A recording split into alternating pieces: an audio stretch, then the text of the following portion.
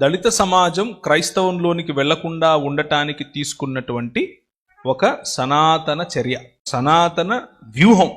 భారతదేశంలో ప్రలోభ పెట్టి ఒక మతంలోనికి మార్చటానికే ఈ బీసీసీ అనే యాక్ట్ వచ్చింది. ప్రలోభ పెట్టి ఒక మతంలోని ఉంచటానికి ఈ రాజ్యాంగంలో ఉన్నటువంటి ఈ సవరణ జరిగింది. అంటే హిందువుగా నువ్వు ఉంటేనే నీకు ఎస్సీ ఎస్టీ రిజర్వేషన్ ఉంటుంది అని చెప్పేటటువంటి ఈ ఆలోచన ఒక ముగ్గు. ఆ ముగ్గులో బడుగు బలహీన వర్గాలకు చెందిన వారు క్రైస్తవులవ్వకుండా బలవంతంగా ప్రలోభ పెట్టి గవర్నమెంటే వాళ్లను ఒక మతంలో ఉంచుతోంది.